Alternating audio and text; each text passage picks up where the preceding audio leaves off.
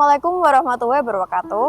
Perkenalkan, nama saya Oktavia Zumratun Najia. Saya bersekolah di Man Kendal.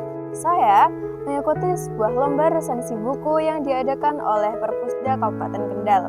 Saya meresensi sebuah buku berjudul Please Look After Mom, Ibu Tercinta, karya seorang novelis Korea Selatan bernama Kyung Sok Shin. Ada sebuah patah yang mengatakan, seorang ibu dapat dengan mudah mengasuh 5 anak sekaligus. Namun belum tentu 5 anak dapat dengan mudah mengasuh seorang ibu dan membalaskan budinya. Kisah yang akan mengajarkan kita ini adalah sebuah karya novelis asal Korea Selatan bernama Kyung Sok Shin berjudul Please Look After Mom, memiliki 5 bab serta 296 halaman dengan nomor ISBN 9786020315409. Diterbitkan di Korea Selatan oleh Changbi Publishers pada 2008 dan di Indonesia oleh PT Gramedia Pustaka Utama pada 2020. Dari buku ini saya meresensi dengan judul Ibu di Mana. Menggunakan sudut pandang kedua, merujuk pada anak perempuan ketiga dari seorang ibu bernama Park Sonyo, mengisahkan tentang seorang ibu yang hilang, tenggelam dalam lautan manusia yang berada di stasiun bawah tanah kota Seoul saat hendak pulang dari mengunjungi rumah anaknya bersama sang suami. Seluruh anggota keluarga mintanya untuk membuat sebuah selebaran informasi orang hilang agar memudahkan proses pencarian sang ibu. Banyak hal-hal kecil yang tak pernah mereka ketahui dari sang ibu, mulai dari tahun kelahiran sang ibu, penyakit sang ibu, hingga berujung pada perdebatan-perdebatan kecil yang tak pernah usai dalam keluarga tersebut. Menggunakan sudut pandang dari anak laki sulungnya bernama Hyung Chol, mengisahkan tentang Hyung Chol yang selalu mendapat kabar tentang orang yang melihat ibunya. Kakinya terluka akibat sandal yang dipakai sudah aus dan mungkin telah berjalan terlalu jauh. Walaupun banyak orang yang buang selebaran tersebut ke tanah, namun ia tetap memasangnya kembali. Ia menyadari setelah ibunya menghilang, betapa besar pengorbanan sang ibu untuknya.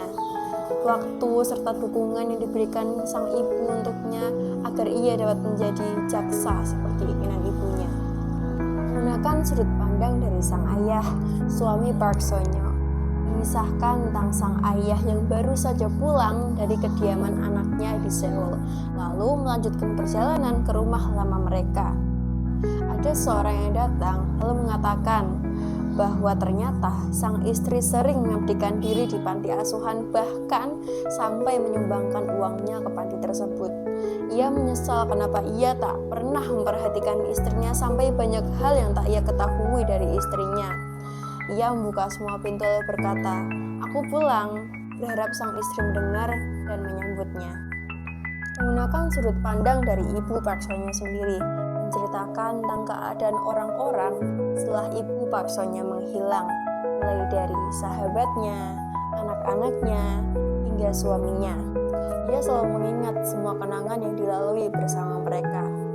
Keadaan yang mengenaskan, ia terus berjalan sampai sandal yang dipakai pun sudah aus hingga melukai kakinya. Menggunakan sudut pandang dari anak perempuan ketiga ibu Park Sonyo kembali. Sudah 9 bulan semenjak ibu Park Sonyo menghilang, menceritakan tentang anak mereka yang terus-menerus mencari ibunya. Dengan harap-harap yang selalu anaknya ucapkan, berharap semoga ibu bisa kembali. Seberat apapun beban yang ibunya tanggung, mereka hanya bisa berharap semoga sang ibu lekas kembali. Novel Please Look After Mom mempunyai kelebihan cerita yang sangat menyentuh dan mudah dipahami. Cerita yang menarik, menggambarkan kehidupan keluarga sehari-hari dan perasaan setiap tokohnya dengan jelas. Bahasa yang mudah dipahami, sehingga pembaca ikut merasakan emosi dalam cerita. Kekurangan novel ini adalah memiliki alur yang lambat sehingga pembaca mudah bosan apabila tidak memahami setiap karakter tokohnya. Novel ini direkomendasikan untuk kalian yang sedang mencari novel bergenre keluarga. Banyak pesan moral dapat kita ambil dan dapat kita jadikan sebuah pelajaran bahwa penyesalan dapat datang kapan saja ketika kita sudah merasakan kehilangan. Saya Oktavia Zumratun Najia dari Man Kendal. Salam literasi, literasi untuk kesejahteraan.